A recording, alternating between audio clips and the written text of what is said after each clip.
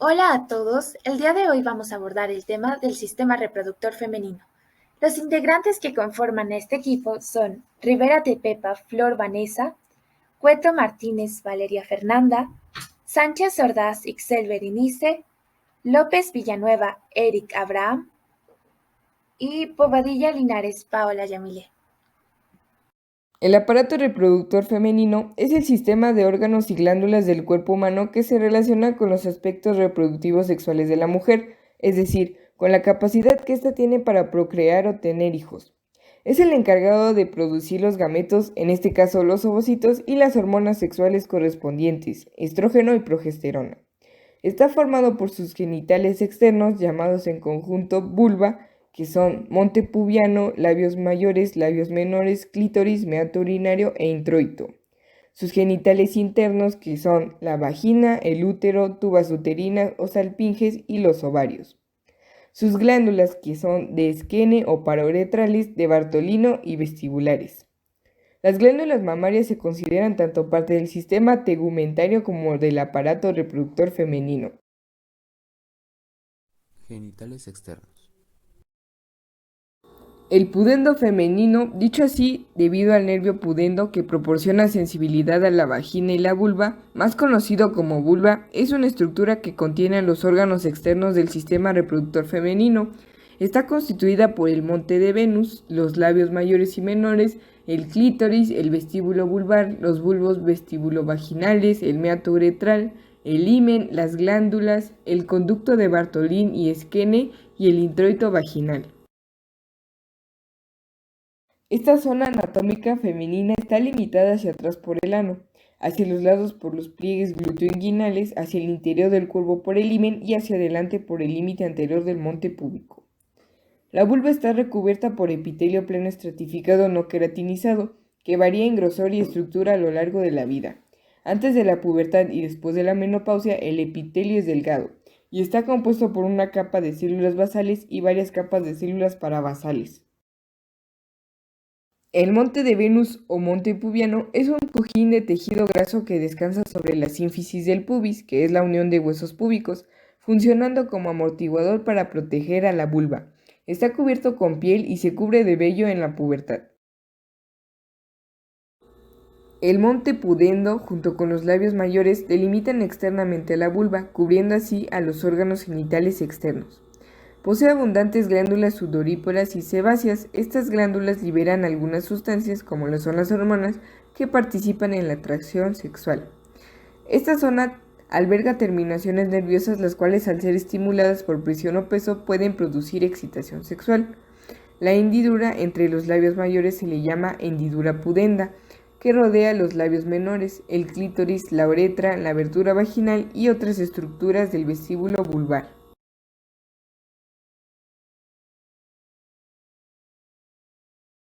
Vestíbulo vulvar. Es una de las cavidades corporales que se pueden encontrar en las regiones externas de los genitales femeninos. Es la porción de la vulva que se extiende desde la superficie exterior del himen y está limitada hacia adelante por el frenillo, anterolateralmente por los labios mayores y posterolateralmente por la línea de Hart, situada en la porción medial de los labios mayores. Como resultado, el vestíbulo vulvar proporciona la abertura hacia la vagina y, por extensión, la uretra. En el vestíbulo se encuentra un epitelio que en su mayor parte es plano estratificado sin estrato córneo, que se continúa con el de los labios menores, el de los mayores en la línea de Hart y con el prepucio, que en todos estos lugares es plano estratificado con estrato córneo muy delgado. En la profundidad del vestíbulo hay una abertura impar de la vagina llamada orificio vaginal, que es el conducto fibromuscular elástico que conecta el interior de la vagina con el exterior. El aspecto de este orificio depende del himen, que es un delgado pliegue incompleto de membrana mucosa que rodea dicho orificio. El meato de la uretra es el orificio en el que acaba el conducto por el cual pasa la orina en su fase final del proceso urinario, desde la vejiga urinaria hacia el exterior del cuerpo durante la micción. Como se puede apreciar en la imagen, hay una diferencia de tamaños entre ambos orificios, y esto se debe a que el orificio vaginal, al tener la capacidad de estirarse, es el sitio por el cual nacen los bebés a la hora del parto. Ocurre la penetración durante un acto sexual, y también es el sitio por el cual se evacúa el sangrado vaginal durante la etapa menstrual. Glándulas. Alrededor del vestíbulo vulvar se encuentran algunas glándulas que se aseguran de la humedad de la vagina, dado que esta última no posee glándulas por sí misma. Estas glándulas tienen un epitelio cilíndrico pseudoestratificado mucoproductor. La glándula de Bartholin o glándula vestibular mayor son un par de glándulas alveolares tubulares ovales del tamaño de un guisante o frijol, ubicadas a cada lado en la base de los labios menores, detrás del bulbo del vestíbulo. Secretan un líquido parecido al moco, que humedece las paredes de la entrada de la vagina. Las glándulas de Skene o glándulas parouretrales están situadas en la pared anterior de la vagina, alrededor del extremo inferior por la parte anterior de la uretra, que desembocan en el vestíbulo. Estas glándulas están rodeadas de tejido que incluye la parte del clítoris, que llega hasta el interior de la vagina, el cual aumenta su irrigación sanguínea durante la excitación sexual. Se considera la próstata femenina. Su secreción contiene creatinina, la enzima fosfatasa ácida prostática, la proteína antígeno prostático específico, glucosa y fructosa. Esta composición sugiere que ayuda a la nutrición de los espermatozoides y, por tanto, a facilitar la fecundación. Por último, las glándulas vestibulares menores se localizan en el espesor de las paredes vestibulares, donde se abren sus conductos. Están situadas a cada lado del vestíbulo de la vagina y también secretan moco que lubrifica los labios y el vestíbulo. Bulbos vestibulares. Los bulbos vestibulares son dos órganos eréctiles claviformes y simétricos situados en ambos lados de la apertura vaginal, a nivel profundo de los labios mayores. Convergen entre sí por delante a través de una estrecha banda mediana. Sus extremos posteriores están expandidos y están en contacto con la glándula de Bartholin. Sus superficies profundas están en contacto con la fascia inferior del diafragma urogenital y, superficialmente, están cubiertos por el músculo bulboesponjoso. El músculo bulboesponjoso es un músculo situado en el perineo, región anatómica correspondiente al suelo de la pelvis, ubicada junto al coxis, que, en mujeres, contribuye a la erección del clítoris, las contracciones del orgasmo y cierra la vagina. Los bulbos vestibulares consisten en un denso plexo de venas rodeadas por tejido conjuntivo y haces de células musculares lisas. Cuando los bulbos vestibulares llenan con sangre, la cual queda atrapada, causan una erección, y aprietan estrechamente la apertura vaginal, causando que la vulva se expanda hacia afuera. Esto pone presión en estructuras cercanas como el cuerpo cavernoso y la cruz. Línea de Hart.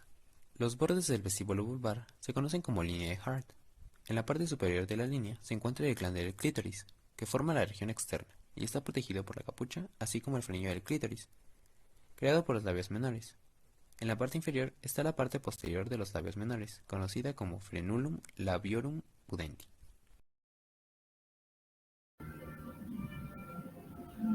Ahora vamos a explicar un poco de los labios mayores.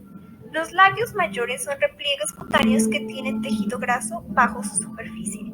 Se presentan principalmente en los cambios de la pubertad, por lo que se hiperpigmentan y se llenan de vello púbico. Además de que están compuestos por glándulas sebáceas y sudoríparas. También tenemos que los labios mayores no dejan ver completamente a los labios menores.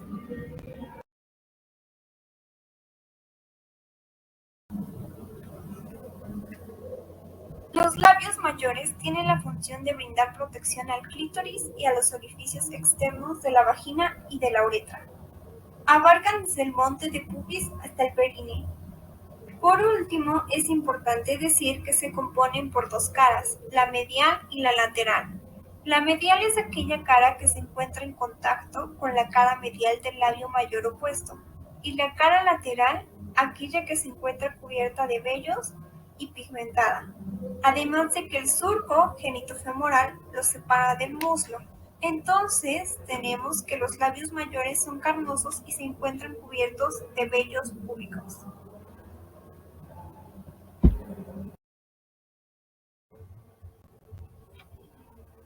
Ahora vamos a explicar un poco de los labios menores. Los labios menores son repliegues mucocutáneos que no tienen vello, pero sí muchas glándulas sebáceas. Es importante mencionar que abarcan desde la parte anterior del clítoris, que forma una capucha, a la horquilla, que es la región posterior al introito. Además de que los labios menores no dejan ver del todo el clítoris, al meato urinario y al introito. El área entre los labios menores es el vestíbulo vaginal.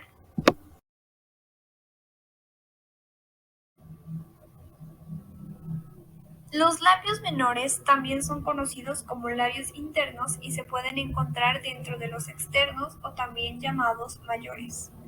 El frenillo del clítoris tiene inserción a los dos labios menores por debajo del glande del clítoris, además de que su unión por encima y delante del clítoris conforman a su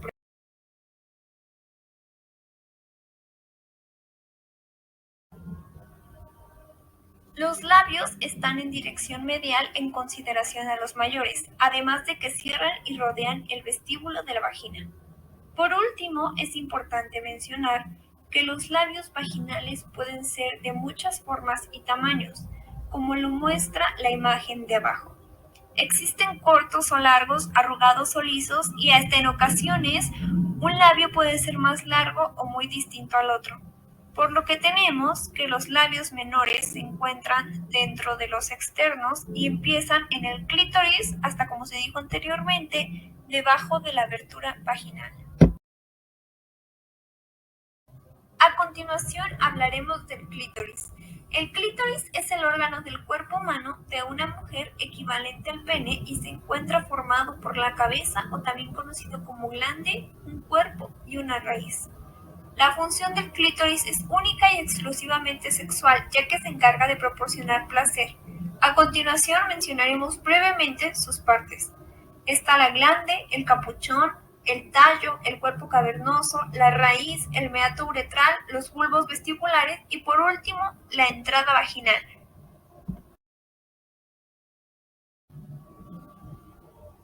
Además de la estructura con capucha, tiene tejido eréctil que absorbe sangre cuando hay excitación.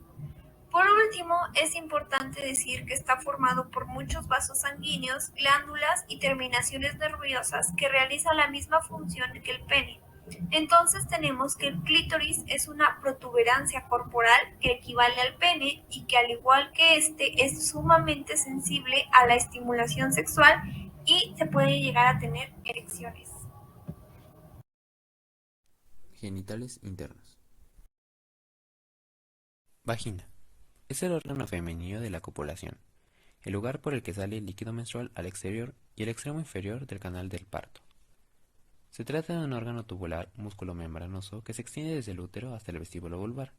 Se relaciona por delante con la vejiga y por detrás con el recto. Desemboca en el vestíbulo de la vagina, entre los labios menores por el orificio de la vagina, que puede estar cerrado parcialmente por el himen, que es una membrana tisular integrado por tejido conjuntivo laxo limitado por epitelio plano estratificado sin estrato córneo. La vagina comunica por su parte superior con la cavidad uterina, ya que el cuello del útero se proyecta en su interior, quedando rodeado por un fondo de saco vaginal. En esta zona es donde debe quedar colocado el diafragma anticonceptivo. El útero se encuentra casi en ángulo recto con el eje de la vagina. Ubicación. La vagina tiene una orientación ligeramente oblicua de ventral a dorsal y de caudal a cefálico. El eje vaginal es de 60 grados con la horizontal. Se encuentra ubicada en el espacio pelviso-peritoneal, que tiene como límite caudal el músculo elevador del ano y fálico el peritoneo pélvico. Se relaciona por ventral con la porción fija de la vejiga, con la zona del trígono. En la porción superior, la vagina termina en dos fondos de saco, fornix anterior y posterior, insertándose en el tercio medio del cuello uterino, en todo su contorno, de manera que una porción del cuello uterino queda dentro de la vagina, siendo la porción visible durante el examen ginecológico. Se la conoce como exocervix, antiguo hocico de Tenca. La vagina con el útero forman un solo cuerpo, por medio del cuello uterino, siendo este un medio de fijación importante de la vagina con el útero.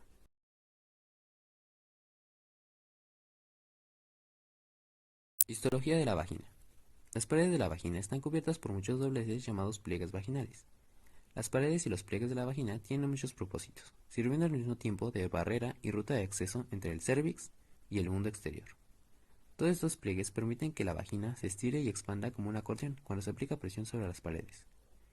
En su porción superior, el epitelio exocervical escamoso se continúa con el vaginal. En la pared vaginal se distinguen tres capas: mucosa, muscular y adventicia. La capa mucosa está constituida por una membrana epitelial y una lámina propia. El epitelio es plano estratificado sin estrato córneo.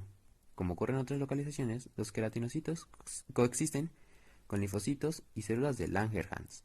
Los queratinocitos vaginales responden al estímulo estrogénico, con proliferación y maduración, por lo que el aspecto de la mucosa varía de acuerdo con las etapas del ciclo sexual y la edad.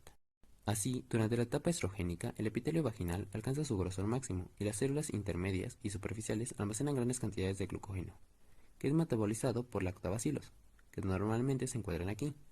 De este modo, el pH vaginal se mantiene entre 4 y 5. Por otro lado, el estímulo progestacional inhibe la maduración, por lo que los frotis obtenidos en este momento muestran predominio de células intermedias. La lámina propia es un tejido conjuntivo con abundantes fibras elásticas y una intrincada red de venas y linfáticos. Entremezclados con estos elementos se encuentran las células estromales, que son pequeñas y con escaso citoplasma levemente basófilo. Capa muscular. Está conformada por músculo liso.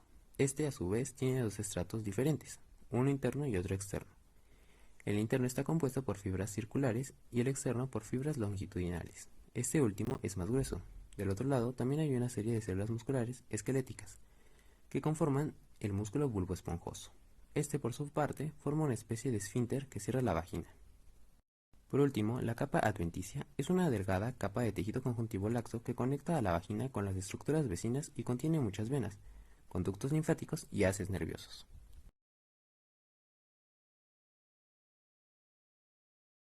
Funciones de la vagina. La vagina, al igual que la vulva, es un órgano fundamental tanto en las relaciones sexuales como en el parto. Sirve como salida natural para el flujo de regla durante la menstruación cuando el óvulo no ha sido fecundado por un espermatozoide. A través de la vagina es posible eliminar de forma natural y automática el moco cervical, que es secretado por el cuello del útero, los días previos y posteriores a la fase de ovulación del ciclo.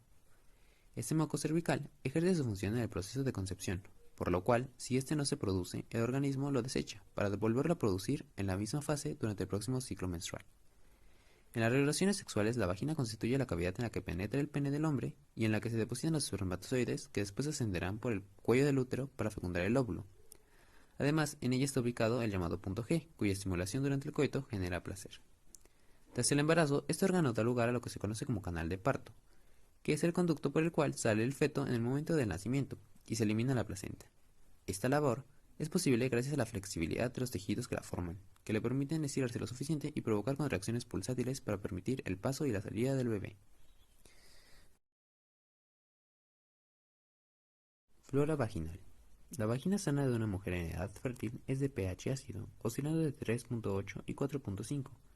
Esto se debe a la degradación de glucógeno en ácido láctico por las enzimas que son secretadas por los bacilos de Dodderlein o lactobacilos, los cuales forman parte de la flora normal de la vagina. Dicha acidez juega el papel de retrasar e impedir el crecimiento de cepas de microorganismos patógenos. Un aumento en esta acidez puede estar relacionado con el crecimiento excesivo de bacterias, como ocurre en la vaginosis bacteriana o en la ruptura prematura de las membranas durante el embarazo. Otro importante sistema protector es el moco vaginal, que actúa como una escoba, barriendo la mucosa vaginal y arrastrando hacia el exterior todo tipo de células muertas y otros productos de desecho. El moco sale del cuello uterino y a su paso por las paredes vaginales contribuye a la lubrificación de las mismas y por lo tanto a su protección. También obtura la entrada del cuello uterino, protegiendo así el útero de la invasión de microorganismos. El ecosistema de una flora vaginal sana está conformado principalmente por lactobacilos. Sin embargo, cabe mencionar que bajo estrés o por alteraciones tanto hormonales como físicas, se puede producir cambios que alteren el equilibrio de los microorganismos que protegen a la vagina y desencadenan resultados no deseados, como la anterior mencionada vaginosis, o infecciones por levaduras, por ejemplo. Durante la pubertad, el tracto genital femenino atraviesa ciertos cambios provocados principalmente por la hormona sexual femenina denominada estrógeno, y a partir de la aparición de la menstruación y activada por la acción del estrógeno, empieza a proliferar una flora vaginal característica, con una presencia importante de lactobacilos. Durante la menopausia, los niveles de producción de estrógeno descienden y por ello repercuten en la fragilidad epitelial de la mucosa vaginal y en la disminución de la flora vaginal, con lo que la vagina pierde gran parte de su capacidad de protección natural. Y lo mismo ocurre durante los periodos de lactancia, en los que la producción estrogénica también está reducida para mantener la interrupción de la ovulación y favorecer la lactancia.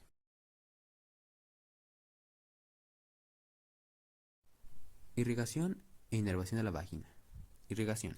El tercio superior de la vagina es irrigada por las ramas vesicovaginales y cérvico-vaginales. Estas provienen de la arteria uterina. El tercio medio de la vagina es irrigado por la arteria vaginal, rama de la arteria hipogástrica. La arteria hemorroidal media y algunas ramas de la arteria pudenda interna que arrancan de aquella contribuyen a irrigar en el tercio inferior de la vagina. La irrigación de la vagina es proporcionada principalmente por la arteria vaginal, rama de la división anterior de la arteria ilíaca interna.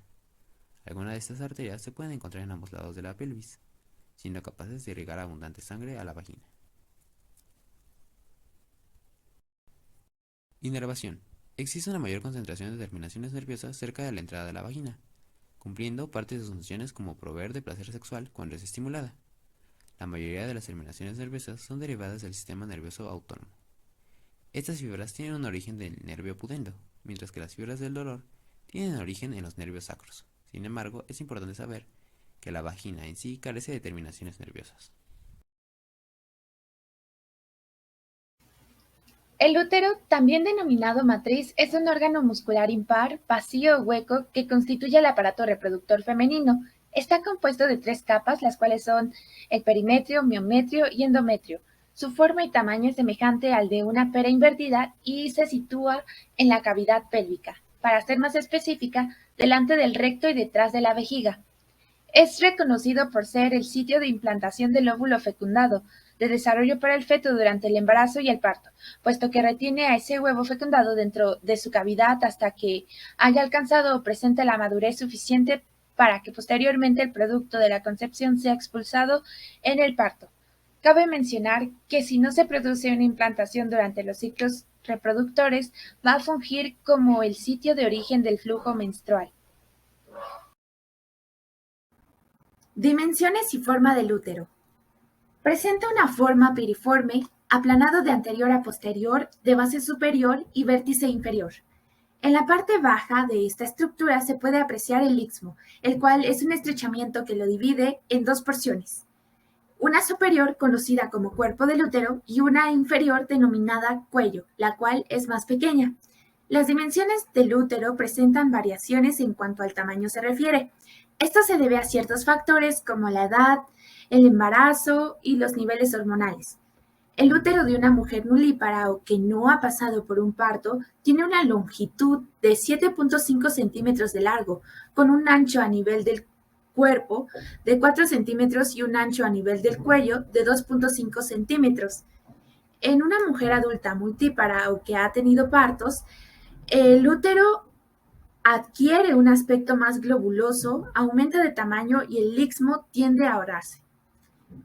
El útero se vuelve atrófico en mujeres postmenopáusicas, puesto que disminuye de tamaño, sus paredes se atrofian y esto se correlaciona con los cambios hormonales que existen a lo largo de la vida de la mujer. Subdivisiones anatómicas del útero.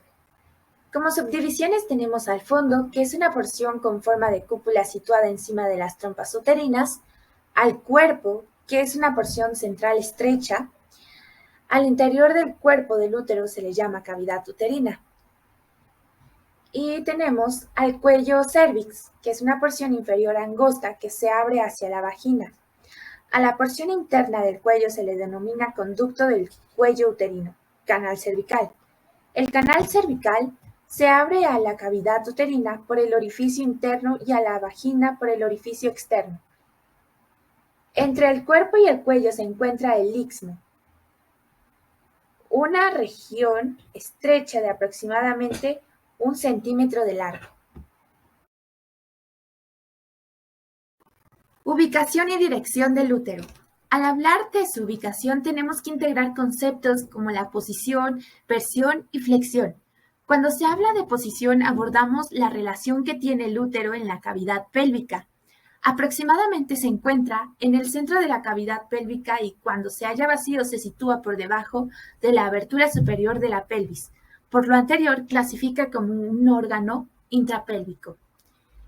La versión se refiere a la relación entre el eje longitudinal del útero y el eje longitudinal de la cavidad pélvica.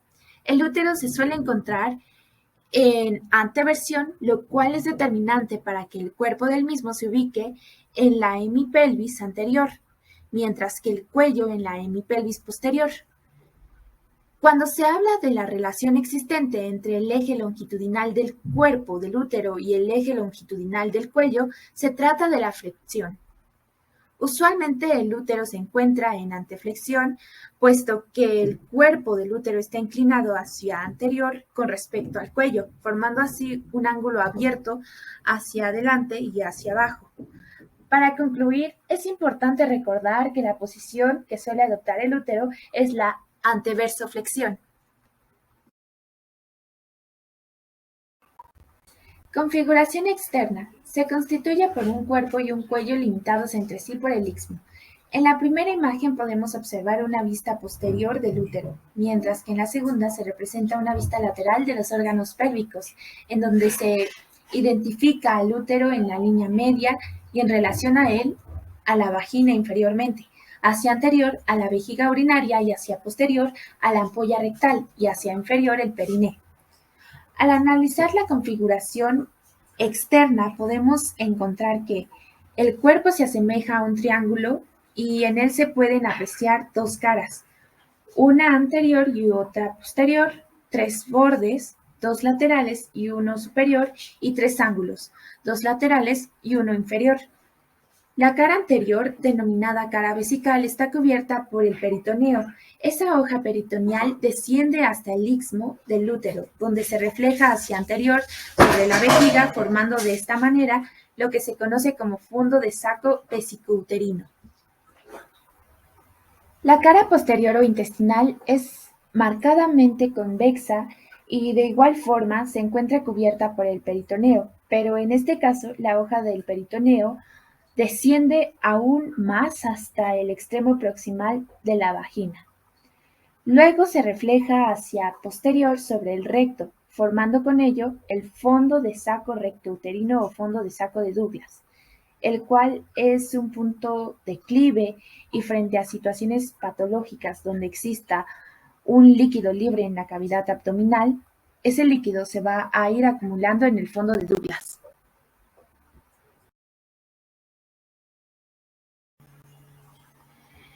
Los esquemas mostrados representan uno un corte frontal del útero vista desde posterior y el otro un esquema de corte sagital visto desde lateral. El cuello del útero cuenta con una forma cilíndrica y presenta en el centro una cavidad fusiforme, la cual es nombrada como conducto cervical o cavidad del cuello. En los extremos de este conducto se ubica el orificio cervical interno hacia superior y el orificio cervical externo hacia inferior. El interno se va a encargar de comunicar al conducto cervical con la cavidad uterina y el externo comunica al conducto cervical con la cavidad vaginal. Alrededor del cuello del útero se inserta la vagina siguiendo una línea oblicua orientada de posterior a anterior y de superior a inferior. De esta forma, la inserción de la vagina divide al cuello en tres porciones, una superior o supravaginal del cuello, una media o vaginal y una porción inferior intravaginal también conocida como hocico de Tenca. Esta última está separada de la pared vaginal por un fondo de saco anular denominado fornix vaginal. Cabe mencionar que la última porción del cuello uterino puede ser explorada por medio del tacto vaginal, lo cual es importante en mujeres embarazadas, sobre todo si están en las últimas semanas de gestación para verificar a través de las modificaciones del cuello uterino si están próximas o no al trabajo de parto. Por otro lado, esta porción también se puede explorar mediante la utilización de un espéculo, donde se identifica desde una visión inferior al cuello uterino las paredes de la vagina y el orificio cervical externo. Configuración interna. Presenta tres tipos histológicos de tejido o está constituido por tres capas que de superficial a profunda son: perimetrio. Capa externa que es parte del peritoneo visceral. Se encuentra formada por epitelio plano o pavimentoso simple y tejido conectivo areolar. Miometrio. Capa muscular media del útero constituida por tres capas de fibras musculares lisas más gruesas en el fondo pero más delgadas en el cuello. Y por último, el endometrio, que es la capa mucosa interna del útero que presenta una gran vascularización y se constituye por tres componentes, los cuales son una capa más interna de epitelio cilíndrico simple que bordea la luz, una capa subyacente de estroma endometrial que forma una región de lámina propia muy gruesa y las glándulas endometriales que aparecen como invaginaciones del epitelio luminal y se extienden casi hasta el miometrio. El endometrio se divide en dos capas. Por un lado, la capa funcional reviste la capa uterina y se desprende durante la menstruación, mientras que la capa más profunda, la capa basal, es permanente y da origen a la capa funcional después de cada menstruación. La capa serosa también es llamada epimetrio, la capa muscular, miometrio, y la capa mucosa, endometrio. Cabe mencionar que durante el parto, las contracciones coordinadas del miometrio en respuesta a la oxitocina proveniente de la neurohipófisis ayudan a expulsar al feto del útero. Ligamentos del útero. Varios ligamentos que son extensiones del peritoneo parietal o cordones fibromusculares mantienen al útero en su posición. Principalmente vamos a encontrar al ligamento ancho, los cuales son dos formaciones aplanadas que se encuentran lateralmente en el útero para fijarlo a cada lado de la cavidad pelviana y corresponden en la expansión del peritoneo. El ligamento ancho puede ser dividido en tres componentes, los cuales son el mesométrico, que es la porción más amplia del ligamento ancho, el mesosalpinx, que es la parte que por extensión se fija y sostiene a las trompas de falopio, y el mesovario, que es la porción que rodea y sostiene al ovario.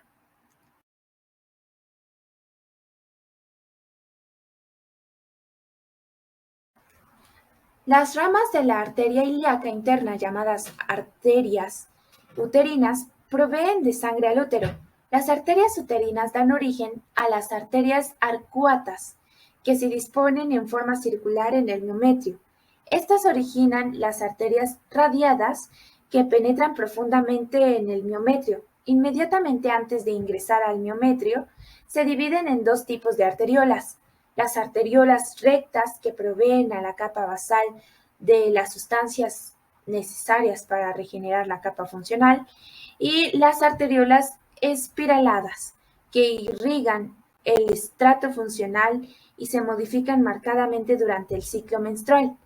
La sangre que abandona el útero es drenada por las venas uterinas hacia las venas ilíacas internas. La gran irrigación que recibe el útero es esencial para permitir el desarrollo de una nueva capa funcional luego de la menstruación, la implantación de un óvulo fecundado y el desarrollo de la placenta. Bueno, ahora les voy a hablar sobre el ovario. Los ovarios son glándulas femeninas intraperitoneales pareadas, que tienen su ubicación en la pelvis.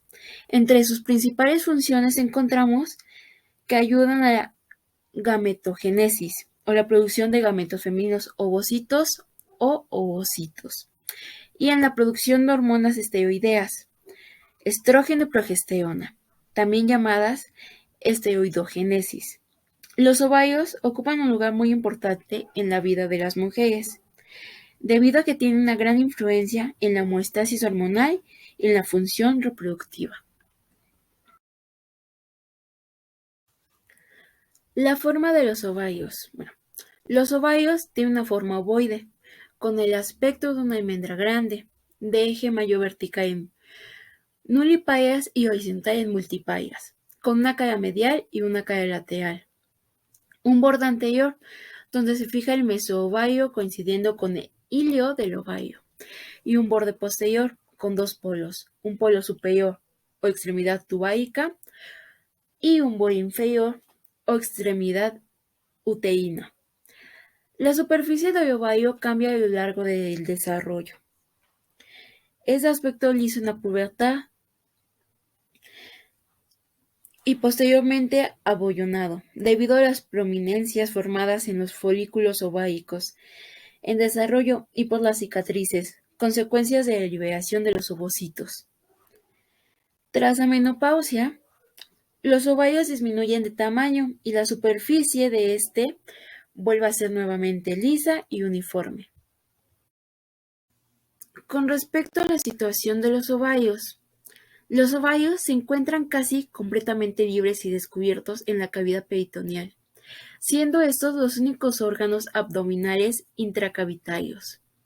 Están situados uno a cada lado de la cavidad pélvica, aplicando su pared lateral, dorsal y el pliegue peritoneal denominado ligamento ancho del lúteo, y en la fosa ovárica o fosita de Krauss. La fosa ovárica es un espacio entre la arteria ilíaca interna y la bifurcación de la arteria ilíaca externa. Cada ovario tiene una extremidad superior tubárica, que es el polo que anteriormente estamos hablando, y una inferior uterina, que igual sería el polo anteriormente dicho. La extremidad tubárica está cubierta generalmente por las fimbrias de las tubas uterinas o las trompas de falopio, mientras que la extremidad uterina apunta hacia el cuerpo del útero. Los ovarios poseen caras, las cuales poseen una estrecha relación anatómica con las estructuras adyacentes de la pelvis verdadera. La cara lateral se ubica en la fosa ovárica y está en contacto con el peritoneo parietal. La cara posterior, que está relacionada con el uréter y la arteria ilíaca interna, mientras que la cara anterior está relacionada con el ligamento umbilical medial. Ligamentos del ovario.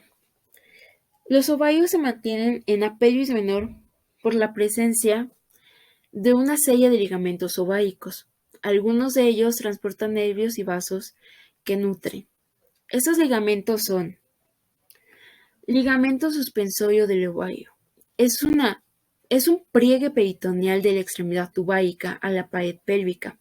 Contiene la arteria y las venas ováricas, igual que los nervios autónomos que inervan los ovarios. El sitio de entrada de las estructuras neurovasculares es el ilio del ovario. El ligamento propio del ovario une la extremidad uterina del ovario con el ángulo lateral del útero. Es un remanente del gubernáculo, el cordón fibroso embrionario que une la glánula en desarrollo al piso de la pelvis. Por consiguiente, tenemos el mesoovario, que es un pliegue peritoneal que une al ovario con la parte posterior del ligamento ancho del útero. Contiene vasos sanguíneos y nervios que bajan a través del ilio del ovario. Ahora les hablaré sobre la estructura de un ovario. Los ovarios constan de una corteza externa y una médula interna.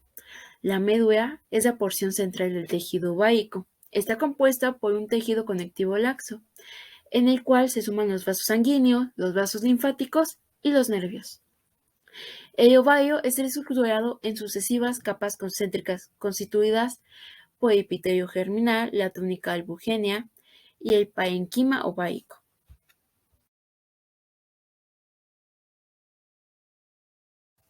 La capa más superficial de los ovarios es el epitelio germinal, una capa de células cubículas simples separadas del aplanado mesotelio peritoneal por una fina y sinuosa línea blanca que sigue el borde anterior o mesovario, línea Farrell-Walter.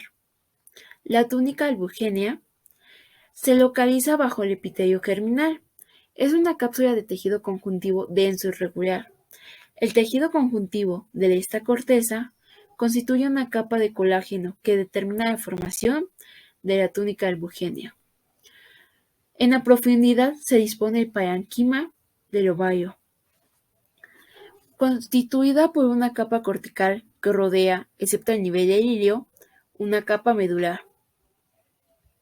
La capa cortical contiene los folículos ováricos, inmersos en el estroma o estructuras intersticial, determinado por un tejido denso, con redes de fibras reticulares que contienen células fusiformes con capacidad de secretar estrógenos.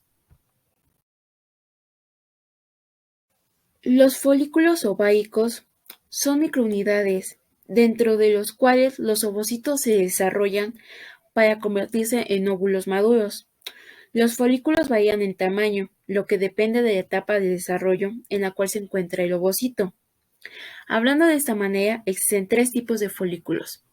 En primero tenemos los folículos primordiales, que es la forma de desarrollo más temprana de los folículos, la cual comienza a desarrollarse a partir del tercer mes de la vida fetal.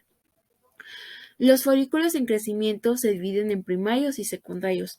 Su característica principal es el desarrollo de la zona pelúcida, la cual es una capa que contiene proteínas para unión de los espermatozoides. Y en tercer lugar tenemos los folículos maduros o de Graf, los cuales están listos para liberar al ovocito tras la ovulación. El cuerpo del lutéo es una glándula endocrina temporal formada por los restos del folículo de Graf que se rompe después de la ovulación.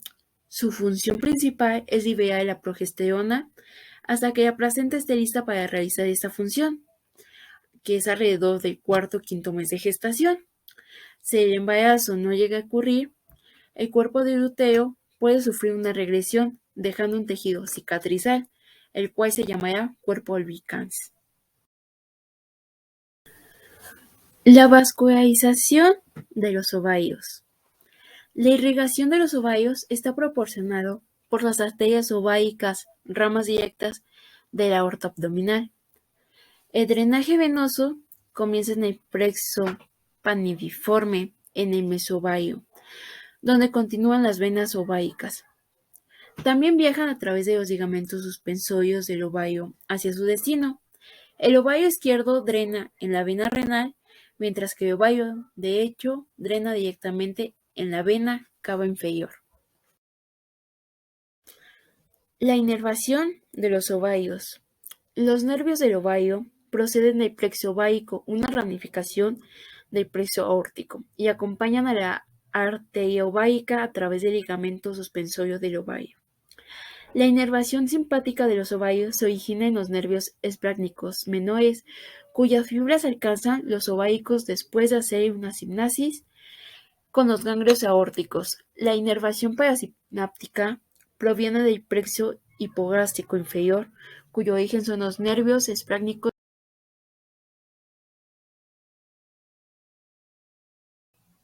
Estructuras linfáticas.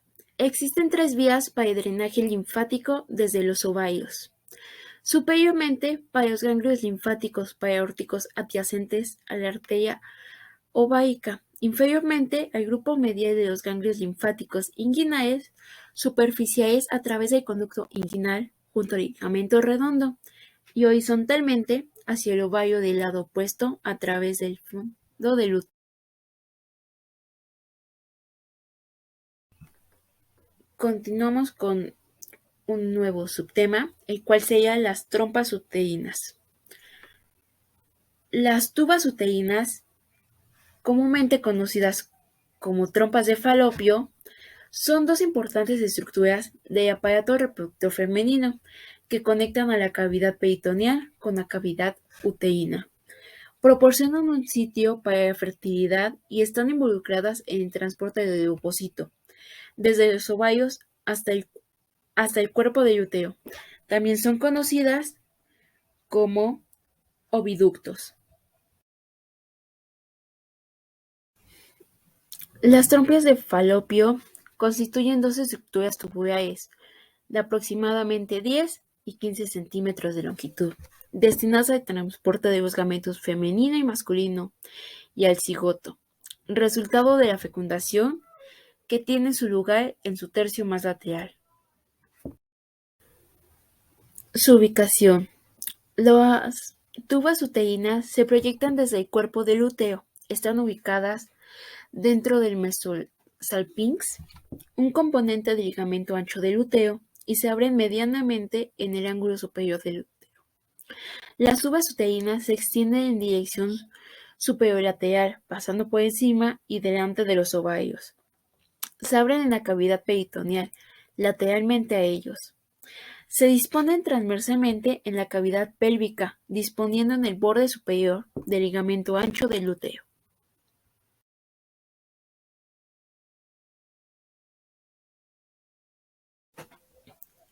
Proporciones. Las trompas uterinas se distinguen de medial y lateral en 4 secciones o sectores. La intramural, intersticial, la cual se ubica dentro del miómetro, capa muscular del lúteo, mide 1 centímetro de longitud y 0.7 de diámetro. Es de menor calibre. Se abre a la cavidad uterina por el orificio uterino de la trompa y lateralmente a nivel del ángulo del lúteo. El istmo es una continuación lateral de lo anterior. Se trata de una proporción muscular y redondeada de la tuba, que mide 3 centímetros de largo entre 0.5 de diámetro y 1. De aspecto redondo a modo de un cordón y de consistencia firme. Se dispone horizontalmente desde el ángulo del lúteo, constituyendo aproximadamente el tercio interno de la trompa.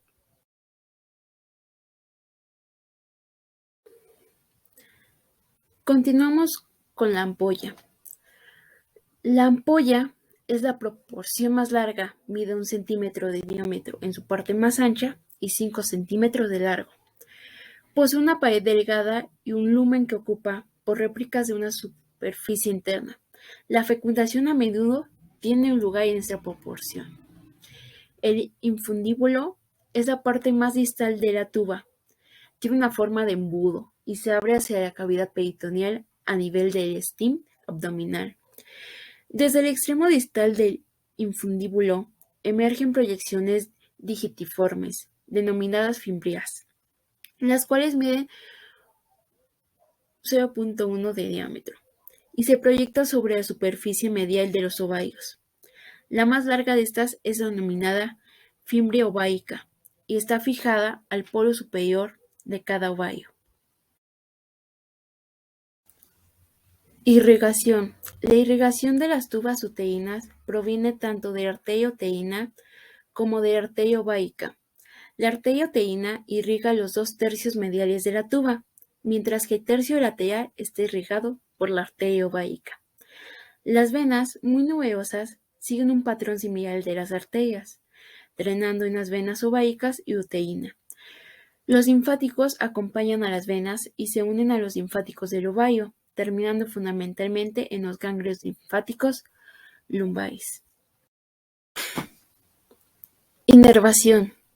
Las tubas uterinas están inervadas por los sistemas nerviosos simpáticos y parasimpático. El sistema nervioso simpático se origina en los segmentos espinales T10 a L2. Las fibras del sistema parasimpático que inervan la mitad medial de la tuba lo hacen desde los nervios esplácnicos pélvicos, mientras que las fibras que inervan la mitad medial lo hacen desde el nervio vago.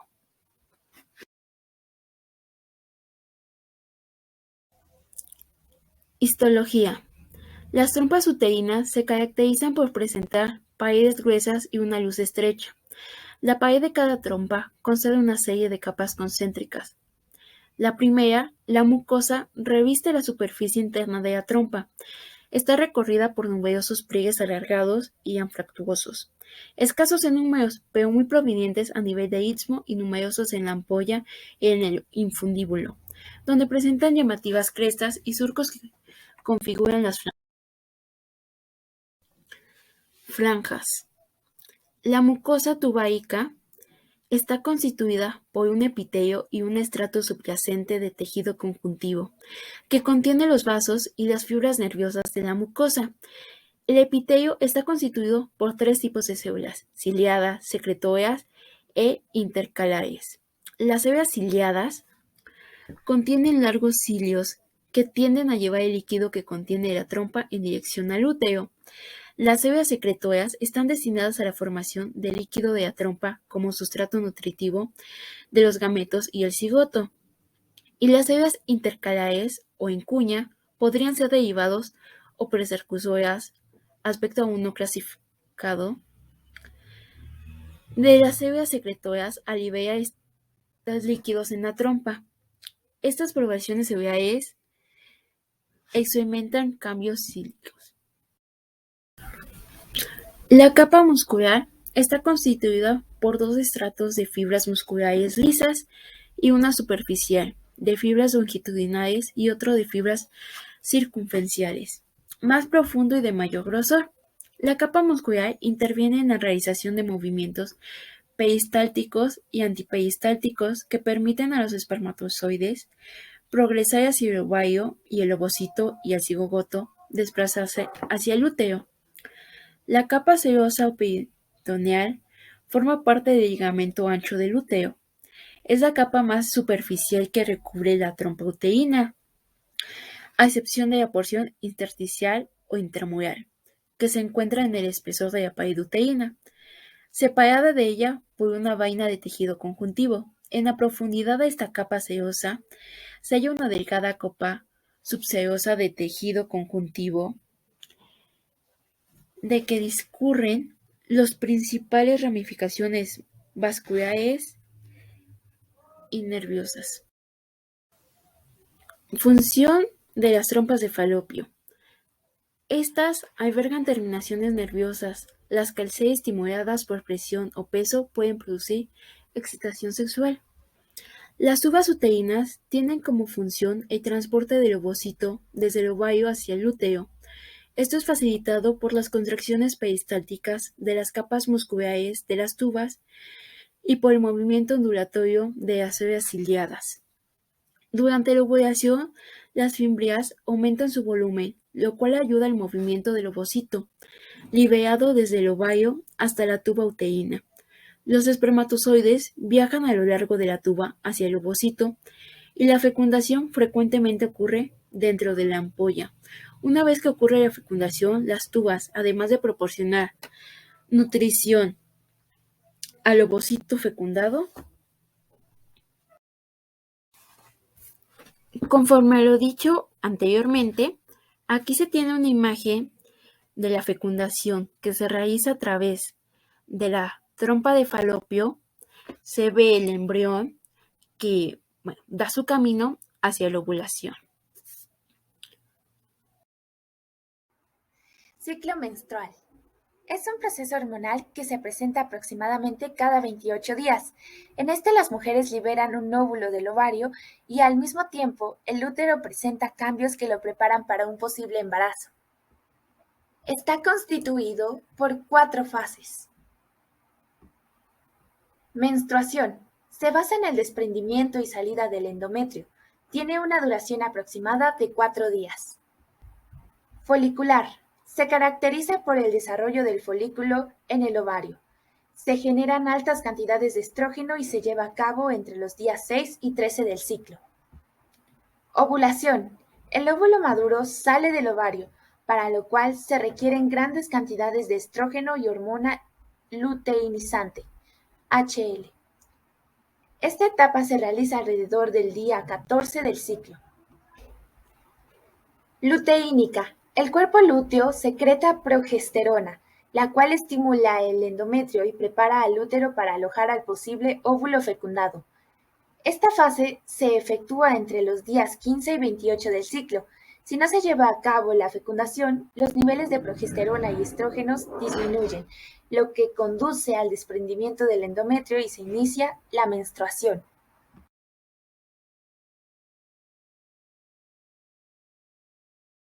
La glándula mamaria es una glándula cutánea del tipo exocrino. Su unidad funcional es el alvéolo mamario y ahí se produce el producto de secreción de la glándula, que es la leche. Cada mama es una proyección semiesférica que presenta variaciones en el tamaño. Se sitúa delante de los músculos pectorales mayor y serrato anterior, unida a estos mediante una capa de fascia profunda compuesta por tejido conectivo denso y regular.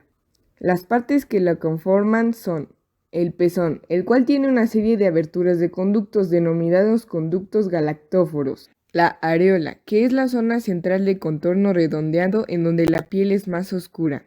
Ligamento de Cooper, que son tabiques fibrosos que fijan a la glándula. La glándula mamaria, que es la glándula sudorípara modificada que produce leche.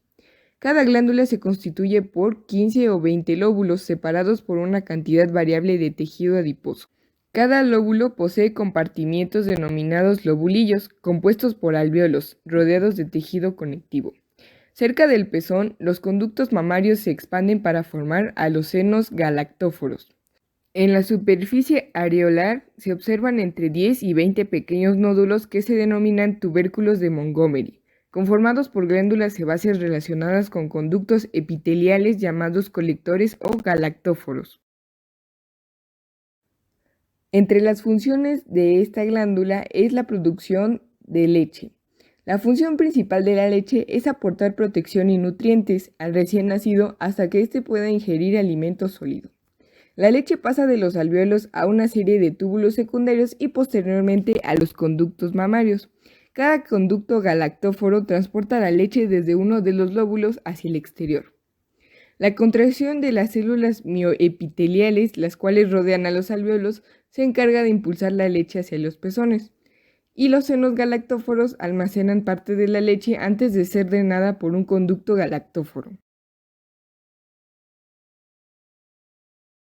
Enfermedades y padecimientos. Vestibulitis vulvar. Pertenece a una clase de trastornos que afectan los genitales femeninos, que se conocen colectivamente como vulvodynia o vestibulodynia, lo que literalmente significa dolor de la vulva.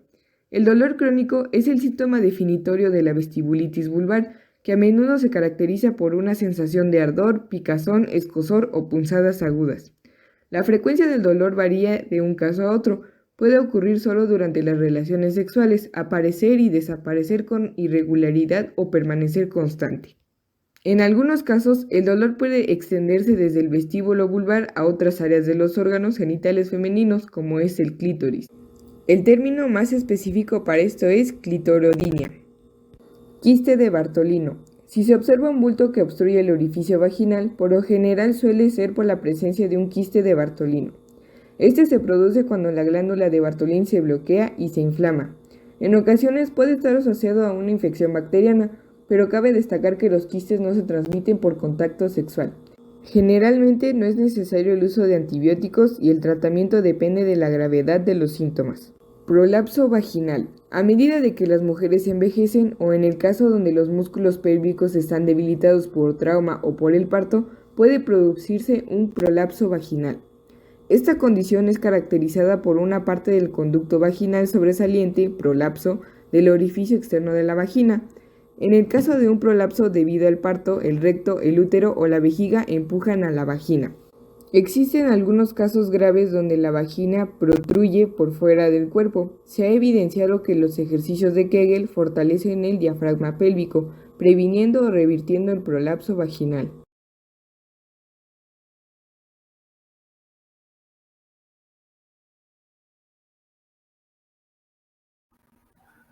Esto ha sido todo por nuestra parte. Gracias por su atención.